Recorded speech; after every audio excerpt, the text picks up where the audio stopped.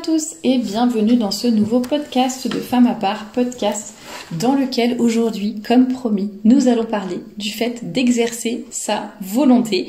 Je vous l'avais dit dans le podcast de vendredi dernier, lorsque je vous présentais cette thématique du mois de juin, donc sur le travail, l'organisation, le passage à l'action, la femme et le travail et toutes ces thématiques-là, je vous avais promis que nous allions parler du fait d'exercer sa volonté et de retrouver la motivation peut-être quand on l'avait perdue pour permettre justement ce passage à l'action et permettre le fait aussi de ne pas rester dans l'idéal, dans la rêverie ou dans l'oisiveté, mais vraiment d'agir à notre niveau et de faire tout ce que nous pouvons pour exercer cette volonté et vraiment passer à l'action.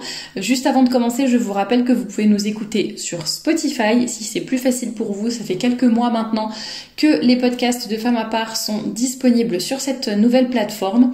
Et puis bien sûr, en barre d'informations, juste sous cette vidéo, vous retrouverez les liens vers les différents réseaux sociaux de Femmes à part, la newsletter que j'envoie gratuitement tous les dimanches. D'ailleurs, si vous n'aimez pas être sur les réseaux sociaux, justement la newsletter est un bon moyen de me suivre parce que vous la recevez une fois par semaine et en fait dedans je fais un petit récap des publications principales qui ont été faites sur les réseaux sociaux ou sur le blog ou les podcasts, etc. Comme ça vous n'avez pas à vous disperser partout et vous avez le récap en même temps que du contenu exclusif, bien sûr, dans cette newsletter que j'envoie le dimanche. Je crois que vous êtes plus de 7400 abonnés, quelque chose comme ça. Merci beaucoup pour votre fidélité. Et puis évidemment, le lien vers le blog femmesapart.com, la boutique shop.femmesapart.com où vous retrouverez les robes et les jupes des différentes collections Femmes à part. Et puis, eh bien, rentrons directement dans le vif du sujet pour cette thématique. Alors, pour commencer sur le fait d'exercer la volonté, eh bien, je vous rappelle, pour ceux qui ne sont pas abonnés à cette chaîne, d'ailleurs, ceux qui ne sont pas abonnés, abonnez-vous. Ceux qui ne sont pas abonnés n'ont peut-être pas vu que ce lundi, j'ai publié une chronique de livre et je vous ai présenté un ouvrage de Raymond de Saint-Laurent qui s'intitule « La maîtrise de la volonté ». Et justement, dans cet exercice, il y a beaucoup de choses très intéressantes. J'ai dit quoi? Dans cet exercice, dans cet ouvrage, je sais plus, je m'entends parler, je me dis qu'il y a quelque chose qui cloche dans mes phrases. Donc dans cet ouvrage, il y a beaucoup de choses très intéressantes sur la volonté, qu'est-ce que la volonté, comment l'entraîner, etc., etc. Et justement, il y a dans chaque chapitre des exercices pour concrètement, chaque jour, réussir à petit entraîner sa volonté. C'est vraiment presque comme un muscle, j'allais dire, qui a besoin d'être entraîné. La volonté, c'est pareil, on n'y arrive pas forcément du jour au lendemain. Il faut un petit peu un plan d'attaque, j'allais dire, pour réussir à la dompter, à la maîtriser, etc. Donc n'hésitez pas à compléter peut-être le podcast d'aujourd'hui. Je vais pas relire ou répéter les exercices de ce livre. Je vous invite à écouter la chronique de livre donc, qui a été publiée lundi ou à vous procurer l'ouvrage de Raymond de Saint-Laurent si cela vous intéresse. Et puis moi je vais vous donner d'autres conseils. D'ailleurs ça recoupe peut-être certains conseils du livre, je ne me souviens plus, mais en tout cas ça pourra se compléter, je pense, d'une façon intéressante. Voilà pour l'ouvrage que je pouvais vous conseiller et tout à l'heure je vous redonnerai aussi la référence d'un autre ouvrage très intéressant sur cette question de sa volonté. Alors pourquoi exercer sa volonté? Comme je le disais, en fait si on ne l'exerce pas tout simplement, après on va avoir du mal à la mettre en route, à la dompter, à l'utiliser à bon escient, à faire en sorte qu'elle soit une bonne servante, quoi, qu'elle serve bien nos objectifs et ce que nous avons envie de faire, et c'est cette volonté qui va nous aider à agir, à passer à l'action, comme j'en parlais dans mon podcast de vendredi dernier. Alors l'une des premières clés, parce que c'est vrai que parfois c'est un petit peu compliqué, on est dans le creux de la vague, on n'a plus de motivation, il y a des jours ça va tout seul, on travaille mais comme une flèche, de façon efficace, on fait toutes nos tâches quotidiennes, on les enchaîne, il n'y a aucun problème, on n'y réfléchit même pas, ça se fait naturellement. il n'y a aucun souci. Et parfois, c'est vraiment la croix et la bannière. Déjà, pour sortir du lit, c'est tout un problème. Ensuite, pour se motiver à faire quelque chose dans notre journée, plutôt que de traîner, je sais pas, à regarder des séries ou à parler à ses copines, ah bah voilà, on a du mal à s'y mettre. Donc ça dépend un petit peu des périodes. Alors bien sûr, ça peut être lié aux hormones, mais ça peut être aussi lié au fait que ça peut être la météo aussi. Enfin oui, ça peut être plein de petites choses qui impactent notre humeur et notre motivation. Et justement, il faut apprendre à dompter cette volonté afin que lorsqu'on en a besoin, eh bien, elle soit là, quelle que soit la météo et quel que soit l'impact de nos hormones justement. Donc il est très intéressant de bien la maîtriser. Alors la première chose, j'en avais un petit peu parlé dans le podcast de vendredi dernier, mais c'est vraiment de visualiser vos objectifs. Moi je vous avais dit vendredi dernier, il faut déjà avoir un objectif, c'est bien. Bon là vous pouvez en plus le visualiser. Alors il y a des personnes qui se font des, comment ça s'appelle, des vision boards ou des mood boards. Donc en fait ce sont comme des tableaux comment ça s'appelle, en liège là, sur lesquels vous pouvez épingler des choses, des tableaux sur lesquels les personnes épinglent des mots-clés, épinglent des images, enfin voilà, et c'est vraiment ce qu'elles veulent obtenir, quoi, le but de leur vie ou leur objectif à l'instant T, et elles le visualisent comme ça. Alors, vous n'êtes pas obligé de vous faire un tableau physique, mais vous pouvez écrire sur une feuille, vous pouvez voilà, l'avoir bien en tête, l'imaginer, etc.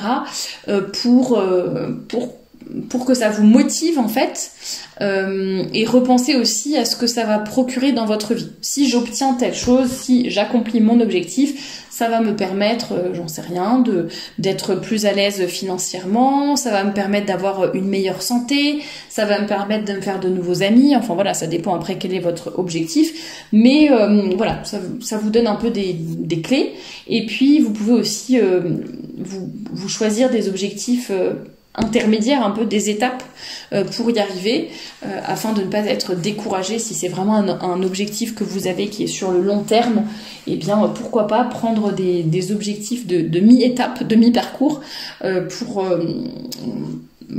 peut-être être davantage motivé. Deuxième conseil pour retrouver la motivation et la volonté, c'est de vous adapter à votre caractère, à votre tempérament, à votre façon de fonctionner, à votre mode de vie. Je sais pas, si vous avez envie de reprendre le sport, si vous avez envie de créer votre entreprise, si vous avez envie de perdre quelques kilos, si vous avez envie de rencontrer plus de gens, enfin j'en sais rien. Et bien tout ça ne va pas se faire de lire davantage, de réduire votre temps d'écran, enfin ça peut être plein de choses. Tout ça ne va pas se faire en un claquement de doigts.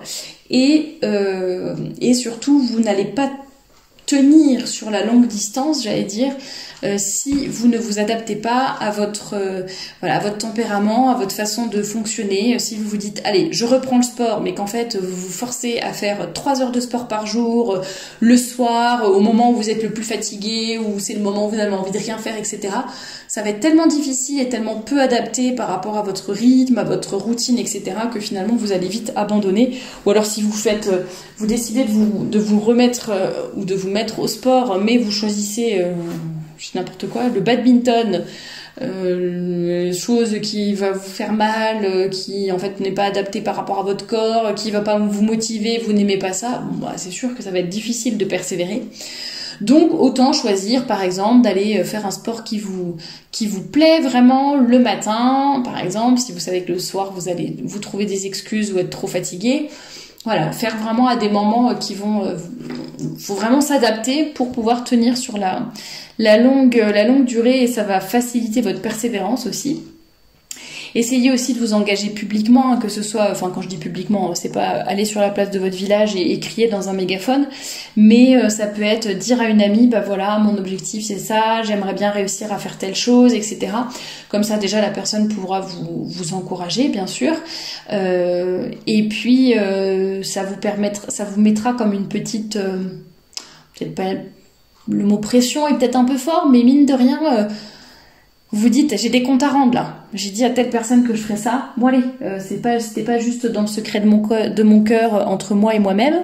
Là, je l'ai dit à tel ami, à ma sœur, à mon père, je ne sais pas quoi. Donc là, à mon conjoint, hop, je m'engage, j'y vais quoi. On se sent, même si c'est pas un contrat non plus et que ces personnes vont pas dire « Ouh là là, Thérèse elle a pas accompli son objectif, ou on veut plus la connaître, on veut plus lui parler », c'est pas ça. Mais bon, quand même, ça vous fait des personnes qui vont vous encourager, vous aider. Et puis c'est comme un accord presque tacite quoi, et ça va vous aider. Sachez vous accorder des récompenses, quatrième clé peut-être, ou piste de réflexion. Sachez vous accorder des récompenses lorsque vous avez atteint certains paliers, certaines étapes. Et puis sachez vous récompenser, alors que ce soit un petit quelque chose qui vous fasse plaisir, en nourriture, en activité, en loisir, en je ne sais quoi. Mais sachez relâcher la pression de temps en temps et reconnaître vos progrès et vos efforts. Alors ça, je crois que j'en avais parlé dans le podcast de... Ah non, ça je vous en ai parlé, justement, ça fait partie des conseils dans le livre de Raymond de Saint-Laurent, les affirmations positives, l'autosuggestion, etc. Donc ça, n'hésitez pas à compléter en allant lire le livre. Le fait de s'organiser aussi, d'avoir une liste de tâches, ça vous permet, déjà ça vous aide à visualiser, ça reprend le premier point sur la visualisation des objectifs. Et puis ça vous aide, voilà, on coche les cases, on sait ce qu'on a à faire. Et puis moi je vous avoue, j'ai une liste, je pense que je vous l'avais déjà dit, une liste de choses à faire. Chaque jour, je la fais la veille pour le lendemain. Parfois c'est vraiment des choses routinières, mais pour ne pas oublier, voilà, je les note. Par exemple, le sport, parfois je le note, non pas que je vais oublier ou que je ne vais pas trouver le temps dans la journée, parce que de toute façon quand j'en fais, c'est le matin, c'est la première chose que je fais dans ma journée, mais c'est pour avoir la joie de le barrer quoi sur ma liste et de me dire allez, ça c'est fait, je suis fière de moi, j'ai fait mon sport, j'ai réussi, enfin voilà. Et les autres choses, mais en fait le fait, ça m'est déjà arrivé plusieurs fois d'avoir un certain nombre de tâches notées sur ma liste de choses à faire, et en fait les jours où je suis pas très motivée, ou alors un peu submergée parce qu'il y a beaucoup de choses à faire, ou il y a des imprévus, ou je ne sais quoi, eh bien, le fait d'avoir une liste avec des choses concrètes écrites, et bon, je me dis, allez, Thérèse, réfléchis pas, t'avances, et tu barres les choses au fur et à mesure, et puis voilà. Même si je suis pas très motivée ou quoi, j'avance, et comme c'était des choses qui étaient prévues, écrites, ça me motive à les faire. Alors que, bon, si c'était pas noté, je me serais peut-être dit, oh, j'ai la flemme, j'ai rien envie de faire, c'est pas grave, aujourd'hui je vais traîner, vous voyez. Alors que quand c'est noté, bon allez, on y va, on avance et ça nous motive. Alors ça rejoint un petit peu le fait de s'engager publiquement, mais le fait de trouver un compagnon de projet, voilà, une amie, quelqu'un de votre famille ou peu importe, qui va vraiment être main dans la main avec vous pour vous aider à accomplir vos objectifs, à les atteindre. Donc ça, n'hésitez pas parce que ça va vraiment vous motiver. Faites attention aussi à votre alimentation et à votre hydratation, votre sommeil également, j'allais dire. Sont vraiment des choses qui vont vous aider à persévérer, parce que je pense que si notre corps ne se sent pas bien, ça va avoir un impact bien évidemment sur notre esprit, sur notre motivation, sur nos envies, etc. De même que nos hormones, notre cycle vont avoir un impact. Bien sûr, l'alimentation aussi, et le fait d'avoir un mode de vie sain, suffisamment d'heures de sommeil quand on peut, bien sûr. Sortir, respirer un grand coup à la fenêtre de temps en temps, faire quelques pas dehors, etc. Ça peut nous aider à retrouver un équilibre perdu, donc n'hésitons pas à faire attention à tout cela, c'est très important. Et puis l'autre, donc voilà, c'était un peu les clés que je voulais vous donner aujourd'hui, un peu pour les clés pour retrouver la motivation, exercer votre volonté. Et je voulais vous reparler d'un ouvrage dont j'ai beaucoup parlé l'année dernière et en tout début d'année, je crois. Non, je crois que c'était juste en fin d'année dernière. C'est le livre du père Joseph Bateman, La formation de la jeune fille. Et je ne sais pas si vous vous souvenez, mais il y a peut-être des nouvelles personnes qui arrivent sur la chaîne. On avait parlé notamment de la volonté. Il y avait eu toute une thématique, je ne sais plus, c'était peut-être en septembre ou en octobre, sur cette volonté. Et justement, il y a tout un passage de ce livre, c'est tout un chapitre même, dans les pages... chapitre 4, hein, donc de la page 65 à la page 85, 85, il y a tout un chapitre donc sur la volonté, ce qu'est la volonté, comment elle s'exerce, comment on arrive à vouloir, ce qui va fortifier la volonté, ce qui va débiliter la volonté et ce qui va tuer la volonté. Vraiment, je vous invite à revoir, j'ai dû en faire des articles sur le blog aussi, donc n'hésitez pas, vous rendez sur le blog, le lien est dans la description, femmapart.com, vous tapez volonté dans les mots-clés et vous retrouverez les articles où il y aura des citations de ce livre par rapport à l'exercice de la volonté, justement. Donc là, je voulais juste revenir très rapidement sur cette sous-partie du chapitre 4, donc comment s'exerce la volonté, pour un peu vous redonner des pistes pour compléter ce que je viens de dire. Donc il parle notamment, l'auteur parle du fait de se déterminer d'abord, donc c'est-à-dire c'est un peu consentir à faire le premier pas, comme il le dit, c'est le travail préparatoire. La base de l'acte de volonté, c'est l'intelligence qui intervient, qui montre l'objectif et qui dit ça c'est bien, il faut l'atteindre, il faut y aller. C'est un peu se déterminer intellectuellement, on va dire.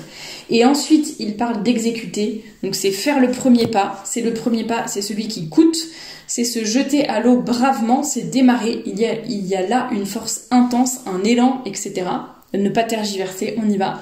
Je vous donne vraiment en résumé, hein, en quelques mots. Il parle de la persévérance, il dit que c'est vraiment le point culminant et c'est là que les faibles s'arrêtent et s'interrompent. Et lui, il dit qu'au contraire, ça doit être un peu même si la lumière baisse, il faut quand même voir au loin notre objectif, continuer de le voir. Et il dit que la persévérance est la marque d'un esprit supérieur, d'un cœur généreux, d'un caractère fortement trempé et aussi d'une profonde sagesse. C'est la vertu des forts et la vertu des humbles, que ce soit la vôtre. Donc se déterminer, exécuter et persévérer. Voilà les trois piliers, on va le dire, de cette sous-partie-là sur l'exercice de la volonté. Donc je vous laisse vous reporter au podcast 188 dans lequel je parlais de tout ce chapitre 4 sur la volonté. Sinon, vous pouvez aller sur le blog pour justement revoir un petit peu tous les articles dans lesquels j'ai donné des citations de cet ouvrage. Et sinon, vraiment, meilleur conseil que je puisse vous donner, c'est de lire cet ouvrage qui est vraiment absolument génial. Je vous en ai beaucoup parlé, je vous en ai donné beaucoup d'extraits. La formation de la jeune fille du père Joseph Bateman, paru aux éditions du CSRB, collectif Saint-Robert Bellarmin. Ça ne sera pas de l'argent de perdu. Je vous mettrai le lien dans la description. Je vous invite vraiment à le lire, à le relire. Il est dans la bibliographie du blog également. Voilà pour ce que je voulais vous dire aujourd'hui sur l'exercice de la volonté, pour compléter un petit peu ce que nous avions dit la semaine dernière sur le passage à l'action, le travail.